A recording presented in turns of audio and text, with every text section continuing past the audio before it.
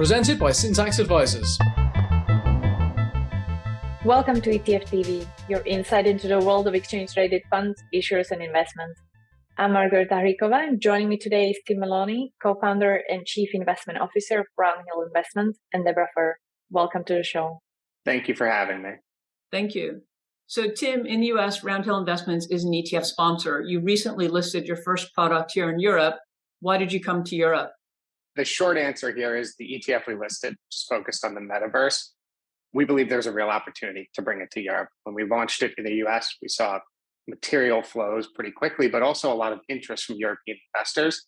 And really, we want to go where the demand is. Slightly longer answer, we're big believers in giving access to investment products that we think are cool, that's why we make them, to as wide an audience as we can. And we quickly found that borders for things like ETFs are not terribly open. So if you want to give European investors an opportunity to buy it, you have to do a proper listing in Europe. So once we saw that demand and figured that out, we said, let's get the wheels in motion for this. Your new ETF provides exposure to the Metaverse. What is the Metaverse? The easiest way to think about it is shared virtual spaces where people can share many types of different experiences together, whether that's playing, working, many of the things you do in the sort of physical economy. And I think the reality is that what the Metaverse will ultimately be is something we'll have to wait to see. It's being built now. It's going to take a lot of investment to get to that kind of final end state. And really, I don't think anyone knows what it's going to look like. For me, the most tangible manifestation of the Metaverse comes actually from video games. So if you look at something like Fortnite, which I think many viewers will have at least heard of, even if they're not kind of deep down the gaming rabbit hole, over time, they've offered different experiences within the game, things like concerts or kind of launches of trailers for new shows. And that's kind of pushing in the direction of a kind of virtual space that's more than just its intended kind of original purpose of gaming and really serves a broader purpose of building community. And I think that's one easy way to think about what this could look like into the future. So you mentioned the Metaverse is evolving. Do you see the Metaverse as a real investment opportunity now? I do. I do think it requires a little bit of creativity to get there. As I said, the Metaverse that we're all kind of building towards doesn't necessarily exist in that final form yet. So you have to get a little creative in building out an investment portfolio that tracks it. The way we've done it, we've partnered with several experts on Metaverse, the team headed by Matt Ball. And really, they put together an index that looks at the elements that will eventually build up the Metaverse. They break it into 7 categories, and then they go and find those companies that are building out those underlying elements as we speak. They don't have Metaverse as a line item on their income statement, not yet at least, but they are building the technologies that will eventually become the Metaverse. And how many companies are in the index you're tracking? So right now there are 43. That can go up and down over time depending on the opportunity set available. And we rebalance it quarterly. It is not prescriptive. I think that's important. We don't have any hard and fast rules about exactly how many, save for kind of the basic requirements of an ETF.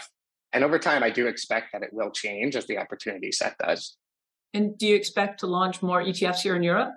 It's very much the hope. We're big believers in creating access and bringing along with that content and information and really education.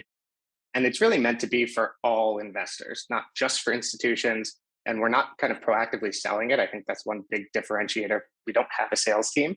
That may change in the future, but we've really leaned into a marketing first approach. What we're really learning now is how effective we can be with that approach that we've used in the US for several years now in a new market in Europe, which is, as everyone listening will probably know, a little bit more fragmented. The natural next step would be our sports betting product, which is our second largest fund in the US, should we decide to kind of continue investing in this initiative, which I expect we will. So if you don't have salespeople here, how are you going about marketing? Our strategy is really to reach as many people as we can with content. There's a few channels that we've ended up being most active in. Twitter, we have an email newsletter. We're also pretty active on LinkedIn. And the goal of that content is kind of threefold. The first is reach actual end investors, right? And then the second and third related are to get more kind of visibility from resharing. That's one of the powers of social media.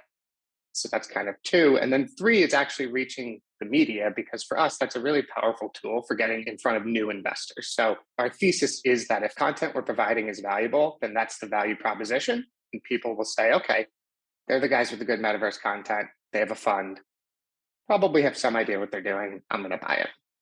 That's great. Thank you for joining us. Thanks very much for having me. It's been a pleasure. Debbie, can we talk about some of the other news in the ETF industry? last week we had 22 new listings and 21 new cross listings. So year to date, that takes us to 380 new ETFs that have been listed. There's been 412 cross listings. There's been 41 closures and 36 delistings. So net, we have had 339 new ETFs listed this year and 376 new cross listings. When we look at the new products that have come to market, we see Aventis has moved into the responsible investing space. We've seen some more crypto products. We saw a new ETF on MSCI USA listed in Saudi Arabia. We've seen some more ESG products. So clearly the trends have been moving in a pretty similar fashion. We did finish our ESG and active event, which is very interesting. We saw a lot of news coming out around regulations in the US, in Europe.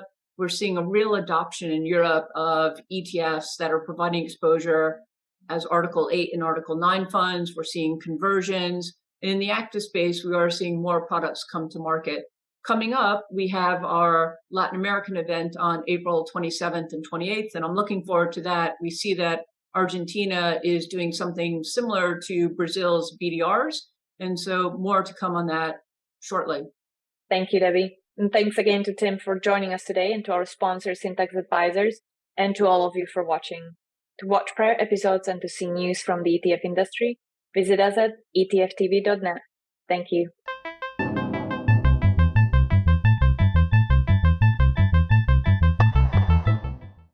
ETF TV News does not provide investment advice nor recommend products.